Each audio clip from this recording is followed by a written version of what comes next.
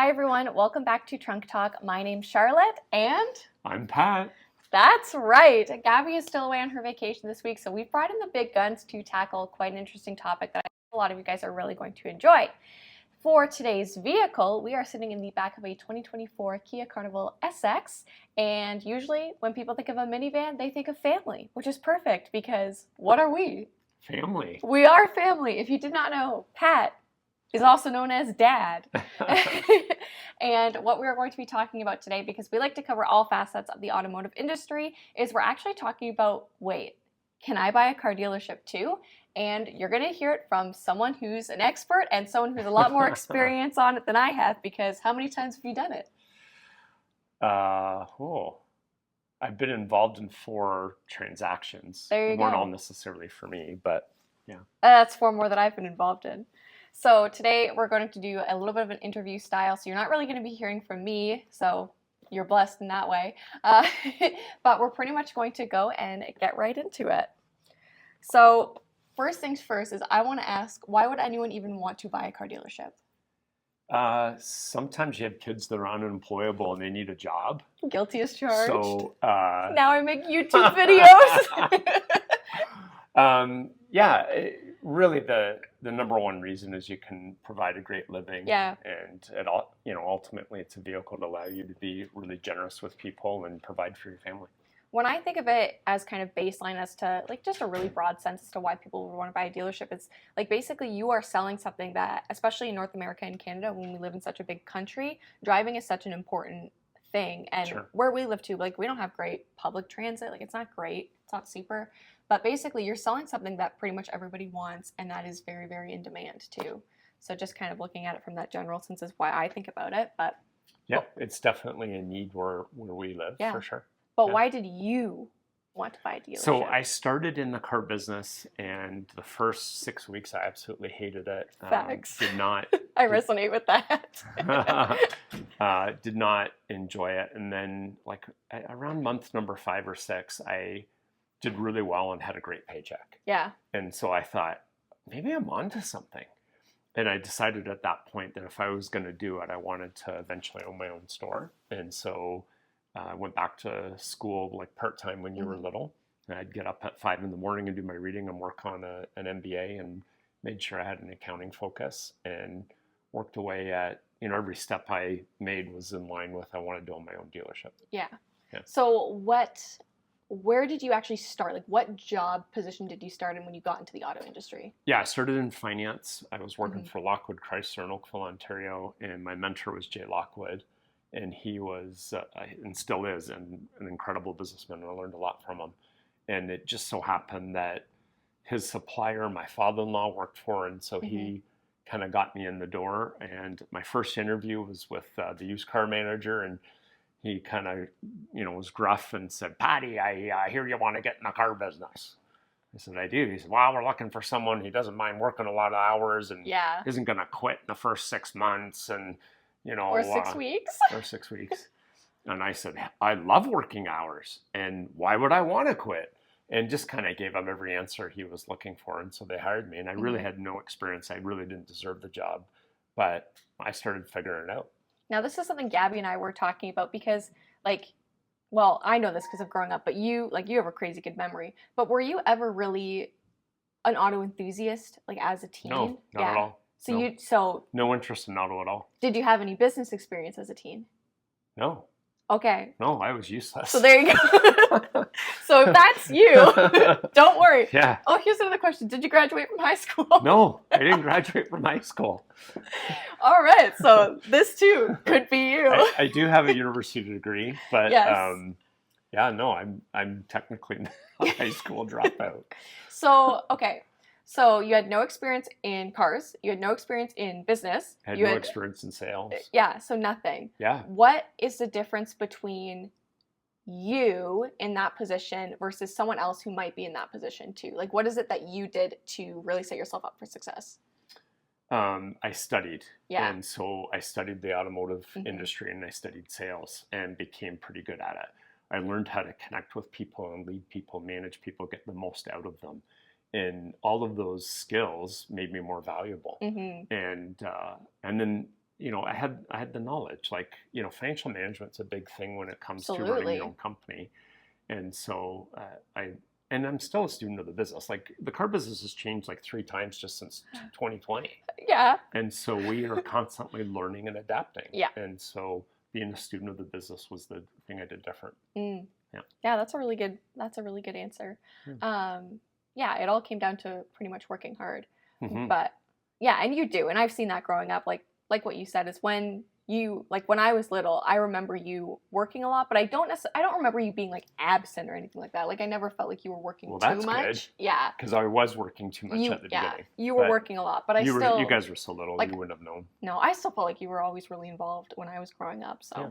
I never, and obviously, we have a pretty good relationship I'd now. say. So what is the difference between,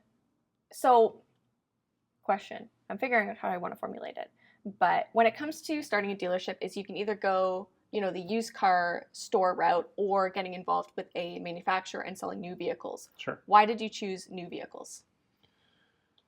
There's more opportunity for profit. Mm. Your revenue stream is more stable. In a new car franchise, you have 4 profit centers. You have your used cars, Mm-hmm. your new cars, you have the parts and service that you sell. Yep. And so those are the 4 different areas. And when you're running a used car department, you really have used car sales. Yep. Because typically your reconditioning is in a profit center. Mm-hmm. You're not typically doing maintenance for customers. That's it. And so, I chose a new car franchise. Well, obviously with choosing a new car franchise, it takes a lot more startup capital. Yeah, so, it definitely does. Yeah. How was that? How is the capital? Can I ask that? Yeah. I mean, when I got in, the entry level to Kia was very modest because Kia wasn't yet proven. And so the store that I bought wasn't doing well. They didn't have good operators. And so, I happened to buy and sell a couple of houses and make a little bit of money on that. And that was my seed capital. But it's not like you were sitting on hundreds of thousands of dollars or anything when you decided to start in the car business. No. And if you want to be a dealer, eventually you got to start in the car business. Absolutely. Because there's lots of guys that have, tried the restaurant business and thought, I want to be a car dealer. And, 2 years later, they have a negative net worth. They've lost a couple $1 million because they didn't know how to do it. Yeah. You got to learn the business. So again, I wouldn't buy a restaurant because I don't know the restaurant business. Just to recap, no high school diploma. No experience. No sales. No sales, no car experience, no money. Right. And here we are. Yeah. And I'll ask you this: how many stores do you have today? So that you're a part of. I'm a partner in 2 dealerships, Brantford Kia and Owen Sound Hyundai, and then my business partner owns Brantford Hyundai, and I've got the privilege of doing a little bit of coaching and helping with their team and making sure that all stores are communicating together. So if you kind of had to walk through the timeline of what it looked like for acquiring a dealership, what would that look like? How long did it take me? Yeah. I worked for 10 years in a dealership, and what I did was the dealer I worked for is a really good businessman, and so every day I would just ask him questions. His last name was Lockwood, and so I would call it Lockwood U for Lockwood University. And anything that was going on, I would ask him, why do you do it this way?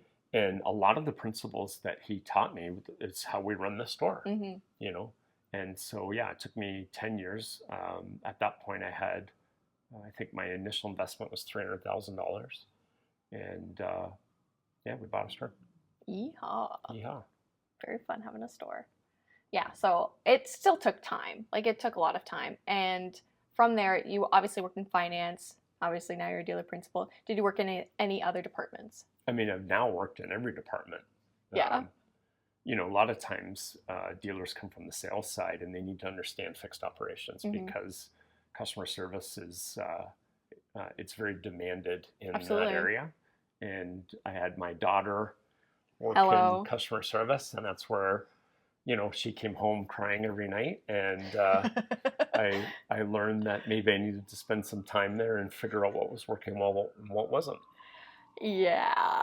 So guys, I've told you guys that my background was initially in service, and the bulk of my time that I spent there was in the early stages of the pandemic, and that was that was There a were a lot tough of department. mean people. There were a lot of really mean people. Like It was tough. I've never really been threatened like with physical violence before, but it was almost like a weekly occurrence I had there. someone threatened to kill me. Yeah, me too. And I was like, I'm at that point, I would think I was like, I don't know, 18, 19, and I'm like, you're really threatening, a teenage girl over your oil filter? Like, come on, girly pop. That wasn't gonna go well. Yeah, that wasn't super fun. Okay, so another question is I got a couple more.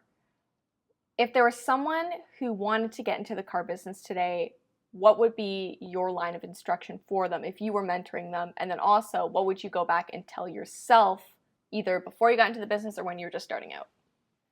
So two questions. So if somebody wants to get in the car business, what's the advice I would give them? I would definitely recommend doing it and follow your passion. If sales is your thing and you love people and you want to talk to people, or you have talent in that area, or you're willing to develop it, then absolutely sell cars. It's a great occupation. Cars are fun. I mean, it's not like selling furniture. Yeah, cars are fun. If you're more of the fixed ops, then get in and learn fixed ops. I mean, that's fixing cars or selling service. Yeah. Absolutely. So I would absolutely do it. What would I tell myself if I went back? I largely did it correctly, so there's not too many things I would do differently. Okay. I would probably have told my younger self, there's some times where you thought about the dollars and cents of the particular transaction, and I've now learned that just be fair and reasonable. Do what's right, look after the customer, and ultimately your business will grow and do well. Yeah. Versus, okay, we lost money in this car, and now it needs $500 worth of stuff, and this sucks, which it does. But just look after the customer. Yeah. In the long run, it doesn't matter. Yeah, and that's a philosophy that I've definitely seen a lot around here too. Is just like we love our people. We love to take care of our people, whether it's staff, whether it's customers. Just that really does make the difference. And I think for us, just on a staff side, it gives us a good employee culture too. Just that we love our people. And knowing that sometimes you're going to be dealing with someone that's unreasonable. Yeah. Or it's not fair, and you have to say no. And at that point, they're encouraged to service elsewhere. Yeah, sometimes. Yep. Sometimes people, it's just not worth doing business with, and you have to fire a customer. But that's never our first step. Our first step is always to try and understand and see if we can help. Yeah, absolutely. Yeah. What skill sets would be very valuable for someone who is looking to get into this industry? Like dealer or selling, or? I think probably dealer. You definitely have to understand the difference between leadership and management. What's the difference? Well, I would say leaders get people to follow them because of who they are and their character, whereas managers use their position to get people to follow them. And so it's, one's a push and one's a pull. And I find that if you set the tone, you care about people, you treat them well, they want to follow you because they want you to do well, and vice versa. You just look after people. So yeah. So I guess that's pretty much what I want to ask. Hopefully some people will have some interesting comments on this video too, and maybe we can do a follow-up in the future. I'm here all day. Yeah, all day, every day. Yeah. If you guys were curious as to what my strategy is for looking after a dealership, I'm really going on the waited out approach and seeking to inherit everything. No. So you're a waiter waiting for me to die. No, you're way more valuable alive. Oh, that's good. No, but seriously, after having my dad obviously go through that, and you guys hopefully can tell that I love the car business, I love cars, and this is something that I want to do and I'm actively putting my time into. But also how valuable it is to be able to work and understand every department. And so that's kind of been my strategy. Is I've worked in pretty much every department when it comes to a dealership, whether it's sales, service, finance. Now, I don't even know what I'm doing. I just make YouTube videos. What is your job? Yeah, could not tell you. Resident princess, like anything along those lines. But when you're able to see it operating as a whole, you're able to, I just feel like better understand every department's unique you understand struggles. What needs to happen to connect departments when you've worked in every department, because sometimes things make sense in theory, but in practicality they don't. And that's the thing is even though there's so many different operations, like, you know, you've got your variable and fixed ops, and it seems like they're separate. Everything is working together for the greater whole of the dealership, and like everyone wants to do well. Everyone wants to have a sense of success and accomplishment when it comes to, you know, their job too, and I think a lot of that happens when everything is working together. So being able to see it from the bigger picture, I think, is really, I don't know, beneficial. So I'm grateful that it has been structured this way and set up this way, even though it's been really difficult at some points. Yep, for sure. But, hey, hard work is a privilege. Hard work is definitely a privilege. I'm trying to think if I can think of any other question. Is there anything you want to say or add, or just? I've not much more to comment. All right, there we go. If you're willing to work hard and you're willing to invest in the skills necessary, there's not much you can't do. So just for those of you who may be listening or watching this video, if you have no diploma, high school no dropout. money, no experience, you too can still buy a dealership and have a lot of fun doing it. That's right. Well, thank you guys so much for joining us on today's episode. I know it's a little bit of a different format, but hopefully you guys enjoyed and were able to learn something too about someone who has taken something with not a lot of skills, not a lot of anything really, and was able to turn it into something that's been a lot of fun and also a profitable business. Yeah. So thank you guys so much for watching. If you're watching this on YouTube, like this video, leave a comment down below. If you're watching this on or listening to this through your streaming services, you can check us out on YouTube at the Kia Hyundai channel, where you will never believe what we film there. Again, thank you guys so much for watching, listening, and we will see you next time. Bye. Bye.